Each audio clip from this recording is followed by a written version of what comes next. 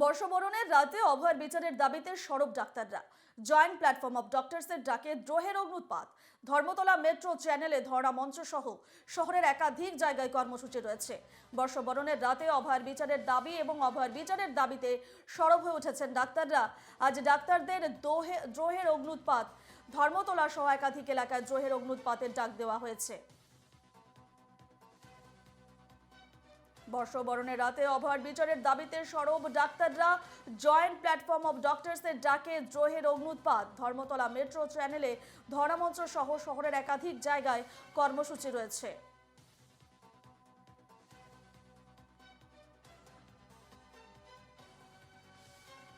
বিস্তারিত জানবো, সরাসরি রয়েছেন আমাদের প্রতিনিধি অয়ন শর্মা। অয়ন, বর্ষবরণের রাতে অভয়ের বিচারের দাবিতে সরব হয়েছেন ডাক্তাররা এবং আজ দ্রোহের অগ্নুৎপাত সহ একাধিক কর্মসূচি রয়েছে ডাক্তারদের। ঠিক কি কি কর্মসূচি রয়েছে তাদের, কি জানতে পারছো বিষয়ে?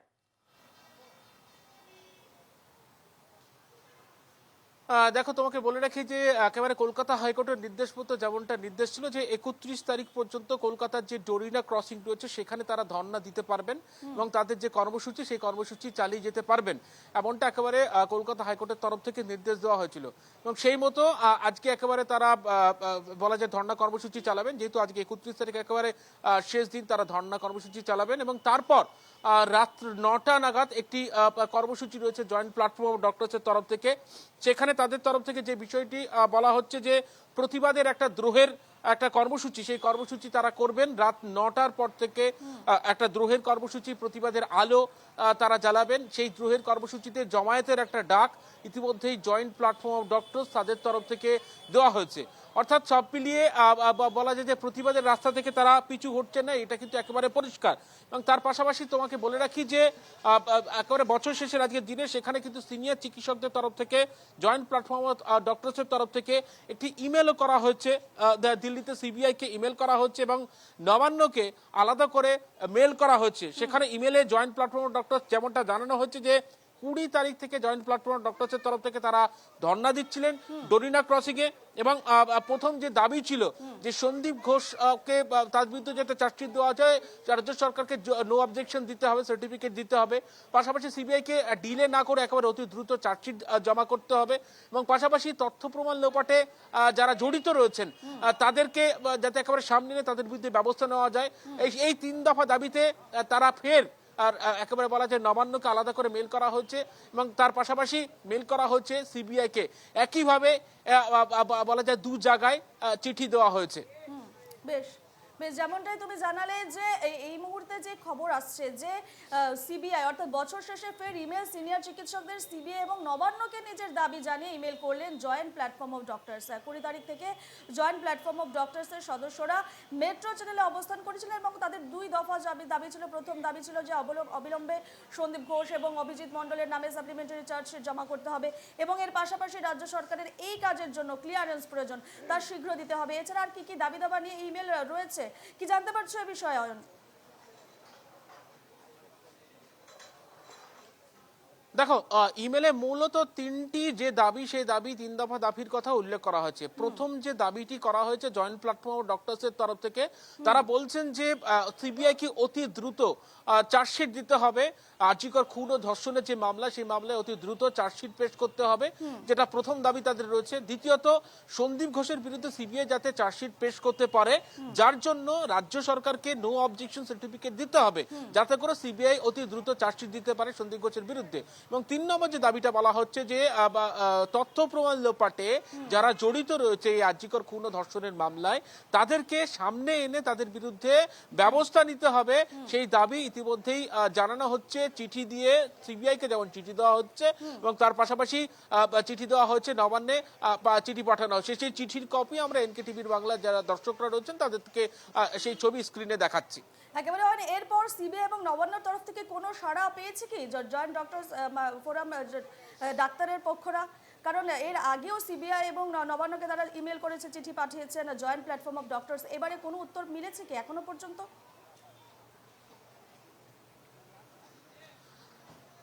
দেখো, এখনো পর্যন্ত নবান্নের তরফ থেকে অথবা সিবিআই এর তরফ থেকে কিন্তু কোনো পাল্টা উত্তর আসেনি এই মেলের পরিপ্রেক্ষিতে। তবে তারা জয়েন্ট প্ল্যাটফর্ম ডক্টরসের তরফ থেকে তারা অপেক্ষা করছেন মেল যদি পাল্টা মেল আসে সেক্ষেত্রে তাদের পরবর্তী সিদ্ধান্ত কি হবে সেটা যেমন তারা ভাবছেন, তার পাশাপাশি নবান্নের তরফ থেকে যদি পাল্টা বার্তা কোনো দেওয়া হয় সেই বিষয়টাও তারা ভাবছেন। কারণ তুমি দেখেছিলে যে যখন WBJDF অর্থাৎ ওয়েস্ট বেঙ্গল জুনিয়র ডক্টর ফ্রন্টের তরফ থেকে তারাও কিন্তু একইভাবে বারংবার তারা মেল করেছিল। এক্ষেত্রে কি তাহলে তাদের মেলের পর দেখা গিয়েছিল খোদ মুখ্যমন্ত্রী বৈঠক করেছিলেন জুনিয়র ডাক্তারদের সঙ্গে, এবং এক্ষেত্রে সিনিয়র চিকিৎসকদের সঙ্গে কি এবার বৈঠকে বসবেন নাকি মুখ্য সচিব বৈঠকে বসবেন, সেই উত্তরের অপেক্ষা কিন্তু জয়েন্ট প্ল্যাটফর্ম ডক্টরস এখন করছে। এবং বারবার মেলে 3টি বিষয় উল্লেখ করা হচ্ছে, 3 দফা দাবি, যেমন বিষয়টা বললাম যে সিবিআই কে অতি দ্রুত চার্জশিট, রাজ্য সরকারকে নো অবজেকশন দিতে হবে যাতে সন্দীপ ঘোষের বিরুদ্ধে অতি দ্রুত চার্জশিট জমা করতে পারে সিবিআই, পাশাপাশি তথ্য প্রমাণ লোপাট। এই 3 দফা দাবিতে যেমন একেবারে লিখিত দেওয়া হয়েছে, তারা অপেক্ষা করছে নবান্ন এবং তার পাশাপাশি একেবারে সিবিআই তরফ থেকে পাল্টা এই চিঠির কি উত্তর আসে, ইমেলের কি উত্তর আসে। বেশ, সেদিকে আমাদেরও নজর থাকবে। ধন্যবাদ।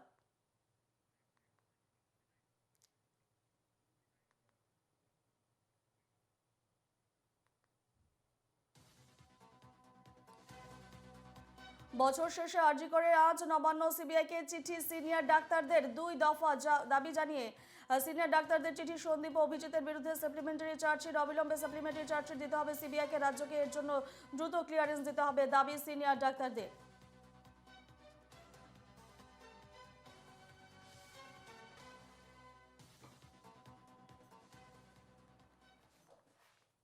বছর শেষে ফের ইমেল সিনিয়র ডাক্তারদের।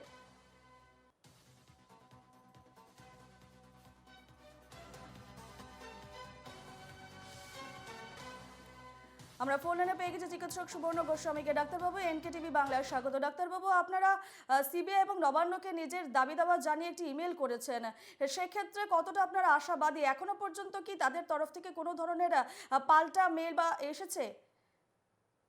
দেখুন, দাবি দেওয়া একটাও তো আমাদের মেটেনি, এটা ঘটনা, কিন্তু যেটা হচ্ছে তারপরেও তো আমাদের জানাতে হবে, কারণ তারপরেও তারা কর্তৃপক্ষ, তারা ক্ষমতায় আছেন, চেয়ার দখল করে আছেন, ফলে তাদের আমাদের বারবার জানাতেই হবে। এটা গণতান্ত্রিক প্রক্রিয়ার মধ্যে আমরা যেহেতু গণতন্ত্র মেনেই হচ্ছে আমাদের যে আন্দোলন ইত্যাদি করছি, হচ্ছে যে ফলে আইন, নিয়ম, গণতান্ত্রিক যা নিয়ম নীতি আছে তাই সেটাকে তোয়াক্কা না করে তো আমরা এগোতে পারি না। ফলে আমাদেরকে বারবারই হচ্ছে যে জানাতে হবে, যতই তারা রেসপন্ড না করুন বা হচ্ছে বিরূপ প্রতিক্রিয়া তারা দেখান, কিন্তু হচ্ছে যে বা কোনো প্রতিক্রিয়ায় না দেখান, আমাদের তো দাবি পেশ করতেই হবে। আমরা করেছি, এবং আমরা তার পাশাপাশি জানেন যে আমরা একটা আজকের সারা রাত হচ্ছে যে এই বর্ষ শেষের রাত এবং নতুন বছরের রাত একে মিলিয়ে দিয়ে আমরা এটাকে দাবি আদায়ের রাত হিসাবে পালন করার কথা বলছি। আমরা আরো তীব্রতার সঙ্গে আমাদের যে দাবিগুলি সেগুলোকে তুলব।